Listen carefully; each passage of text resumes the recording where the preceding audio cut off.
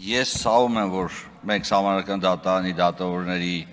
ընտրության ժամանակ առավելապես կենտրոնանում ենք տեխնացուների հետ ոչ չկապված խնդիրներին, բայց այդուհանդերձ սա է 8-րդ գումարման ազգային ժողովի պատկերը եւ հետո չմեղադրեք մեզ, եւ համանրական դատարանի եւ այլ դատական մարմինների ձևավորման հարցում, որովհետեւ կներեք էլի, որպեսզի կենտրոնանակ տեխնացուի կենսագրականի,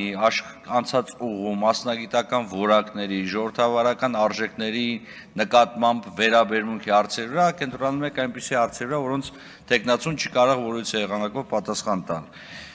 Բոլորդ գնում եք, բայց այդուհանդերձ որոշ հարցերի պատասխաններ տանք, էլի, տեսեք, եթե ինչ ուրեղան, որ ասում եք բացառիկ իրավունքները եկեղեցու, այո, եկեղեցու բացառիկ կարգավիճակը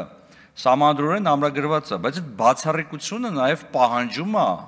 որպեսզի այդ բացառիկությունը համապատասխանի այն որակներին, որի պատճառով սահմանության մեջ դարձել է բացառիկ։ Հիմա դիքին ջուրեղան, ազնվությունից եք խոսում, տենց էլ առօրյաից այդ հարցը տալիս եմ։ Հիմա խախտվել է, թե չի խախտվել։ Սա այն բարբարո անապատի։ Դե ինչ է լավ, սա մասին շատ չեմ ուզում խոսեմ, ես ուզում եմ պարոն Զեյնալյանին դիմեմ, պարոն Զեյնալյանին ճանաչում եմ Արդեն 22 տարի, եթե ոչ ավել, այո, մենք որոշակի առումով եւ մասնագիտական եւ աշխարհայացքային առումներով ձևավորվել ենք համանրական դատարանում եւ համանրական դատարանի, ասենց ասեմ, ուղղացում, որովհետեւ պարոն Զեյնալյանն ամենաակտիվ դիմատուներից մեկն էր, ընդ որում մեծ ազդեցություն է ունեցել նաեւ համանրական դատարանի քեյսլոյի ձևավորման վրա, իր դիմումներով, իր ռազմավարական նշանակության հարցերով եւ մշտապես հանդես է եկել 3 կարևոր սկզբունքային դիտակետից։ Պարոն Զեյնալյանը մշտապես նվիրված է ժողովրդավարական արժեքներին, պարոն Զեյնալյանը մշտապես հավատացած է եղել նրան, որ առանց իրավունքի գերակայության հնարավոր չի կառուցել ժողովրդավարական պետություն եւ պարոն Զեյնալյանը այն անձն է, ում համար մարդու իրավունքները եւ մարդու իրավունքների պաշտպանությունը սոսկ արժեքներ, սոսկ բարեր չեն, նրանք իրական բովանդակային արժեքների ընդհանրող երևույթներ են։ Եվ այս առումով իմ կարծիքով համանրական դատարանը էապես կշահի, եթե պարոն Զեյնալյանը համալրի համանրական դատարանի դատավորների ցուցակ։ Ընդ որում, կներեք էլ այսքան խոսացի 25 տարի դու քաղաքական կուսակցության 25 տարի քաղաքական կուսակցության։ Նախ մի բան ասեմ, պարոն Մինասյանն ստեղ չի։ Ուրեմն Ժորժ, այս քաղաքական կուսակցությունների մեջ ինչ կանել ուզում ես քաղաքականացված եղի, եթե իրավաբան ես քեզ որպես ոչ ոք որպես քաղաքական գործիչ չի ընկալում, դու շարունակում ես մնաս իրավաբան։ Իսկ ինչ վերաբերում է պարոն Զեյնալյանի գործունեությանը, պետք է ասեմ, որ մշտապես իրականացել է հենց իրավապաշտպան գործունեություն եւ իր գործունեությամբ իրոք լավարկել է ոչ միայն համանդրական արդարադատությունը, այլ նաև վարչական արդարադատությունը այլ ոլորտներ։ Դե ինչ որ մենք միշտ բոլոր հարցերում համաձայն ենք եղել կամ կլինենք պարոն Զեյնալյանի հետ, բայց մշտապես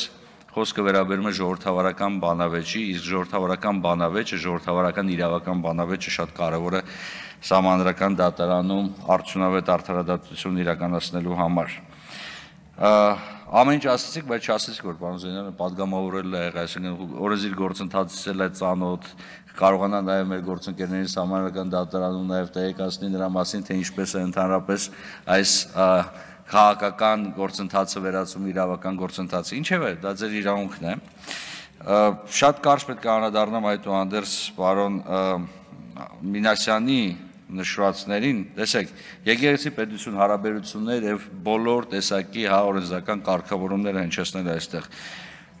Եկեղեցի պետությունը պարտավոր է պաշտպանել եկեղեցին, պաշտպանում ենք, ես պաշտոնապես եմ հայտարարում, ես պաշտպանում եմ հայ առաքելական եկեղեցուն այն համանդրական իրավազորությունների շրջանակներում, որոնք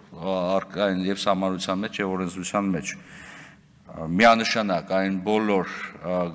օրենսդրական այն բոլոր իրավաչափ գործընթացները, որոնք ընթանում են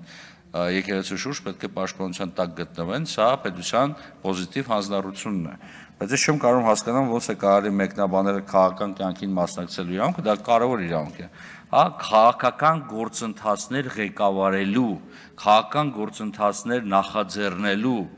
այդ երևույթի հետ։ Ի վերջո այս նորմերը նախատեսված են նրա համար, որ կներեք էլ, որտեղ մենք վատ տոտալիտար սովետական անցյալ ենք ունեցել, երբ ըստ էության ցանկացած հոգևորականի քաղաքական գործունեության իրականացնելու համար կարող են ենթարկեին պատասխանատվության։ Եվ Պարոն Մինասյան, ափսոս այստեղ չի, շարունակենք բանալավեճ, բայց որ ասում եք անձնական կյանքին մի կպեք, բայց կներեք էլի, բայց հենց ամբողջ խնդիրը եւ եկեղեցու բացառիկությունը նրանում է, որ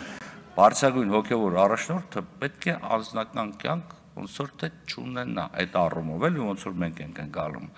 Եվ սա է ամբողջ խնդիրը, բայց այդ հարցի պատասխանը այսպես էլ չենք կարող գտնել, բայց պարոն Զեյնալյան, վերադառնալով ձեզ, ես խնդրում եմ պահանջում եմ ձեզանից հավատարիմ մնաք այս սկզբունքներին, ժողովրդավար արդարադատություն, մարդու իրավունքների նկատմամբ խորքային հարգանք եւ իրավունքի գերակայություն առանց որևիցե եթեի եւ բայցի։ Շնորհակալություն։